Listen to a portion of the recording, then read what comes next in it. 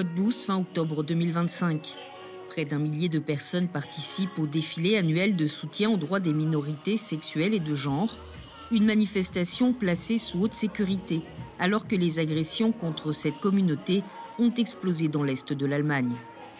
Ihr zeigt mit eurem Hiersein, dass wir solidarisch an der Seite sind. Ihr zeigt mit eurem Hiersein, dass wir nicht alleine sind als queere Menschen. En marge de l'événement, des petits groupes de militants néo-nazis tentent bien de perturber la manifestation, mais ils sont contenus par les forces de l'ordre. Jamais autant de policiers n'avaient sécurisé la journée de la fierté à Cottbus. Ce jour-là, aucun incident majeur ne survient. Un soulagement pour ce militant. C'est la plus grande marche des fiertés que nous ayons vue ici à Cottbus. Et c'est une manifestation pacifique. Rien de grave ne s'est produit. Et c'est vraiment formidable. Un moment de répit qui vient clore une année 2025 éprouvante pour Life. Le centre culturel qui héberge son association d'aide aux malades du sida est la cible d'attaques répétées. Les drapeaux arc-en-ciel qui revêtent la façade sont régulièrement arrachés. Quelques jours avant la manifestation, un incendie a visé l'entrée du bâtiment. Police enquête, on ne sait toujours pas ce qui a provoqué le départ de feu, si c'était criminel ou pas. Dans cette région, la progression de l'extrême droite affecte fortement la communauté queer. Ce n'est pas que le parti d'extrême droite AfD qui est à l'origine de ça. On sent que l'opinion publique a elle aussi beaucoup changé. Tout ce que nous avons obtenu ces dernières années en liberté, égalité est remis en question. En 2025, près de la moitié des manifestations LGBTQIA+, ont été la cible d'attaques. Dans cette région du Brandebourg, les agressions contre les minorités sexuelles ont triplé en 2 ans. Mais à Berlin aussi, l'homophobie gagne du terrain. En plein cœur du quartier de Neukölln, ce café est la cible d'attaques régulières. Un dispositif de sécurité y a été déployé. Des croix gammées, des crachats et des résidus de peinture.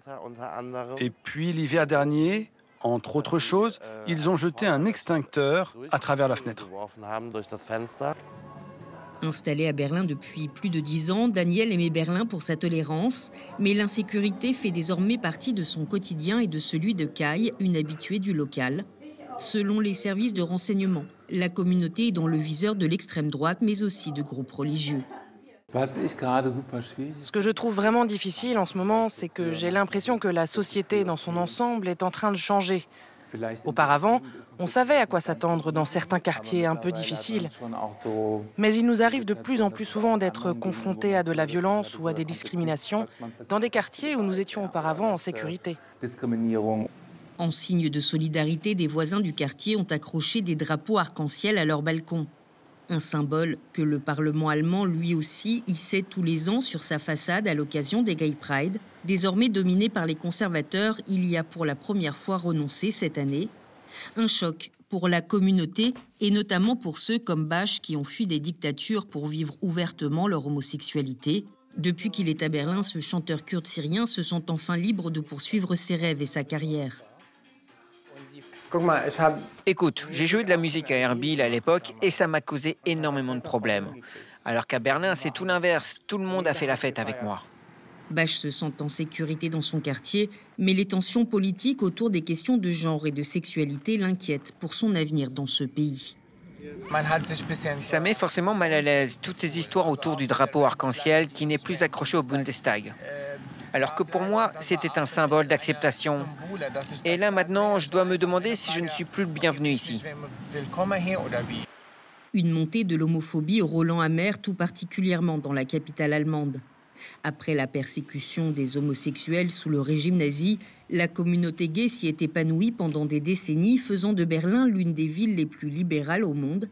Le musée gay de la ville, qui retrace l'histoire de cette communauté, est lui aussi régulièrement attaqué et appelle à un sursaut.